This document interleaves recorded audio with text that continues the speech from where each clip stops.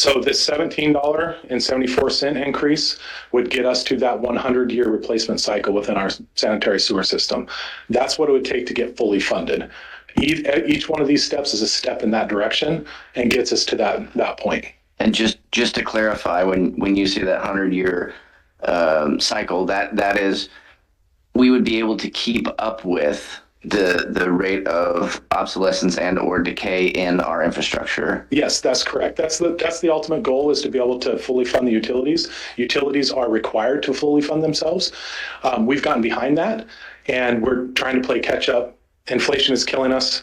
So it's just something that in order to maintain our system and not have, sewage running down the street, this is what we have to do to address those.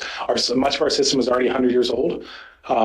Average life expectancy of a system like ours is 100 years. So we're already running on borrowed time. But yes, that gets us to that point where we can keep up with it. Awesome. Thanks. I just wanted to make sure everyone knew what you were referring to when you say underfunded, because that could mean a lot of things to different people. And thank you for clearing that up. Yeah, absolutely. Thank you. Thank you.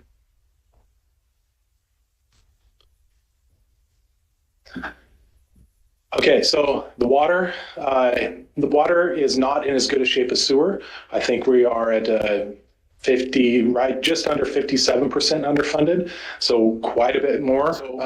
As you can see with this, the base rate is the blue and the inflation is the red. Council has done more of an effort to try to keep up with inflation at this location. In a few places we actually gained on inflation. As you can see in 2023, we started to gain on it, and we have that momentum to where we're actually outpacing inflation. So we're doing a really good job and playing catch up. So we are gaining. Yes. That's just general inflation. This is construction inflation. Construction inflation. Yeah, but there are some things, especially when it comes to water, that we're going to talk about in the next slide, that don't track with inflation. So water in particular has been hit really hard with certain things, and a lot of that is due to an influx of ARPA funds that a lot of places used to fund water projects, and supply and demand forces costs to go up.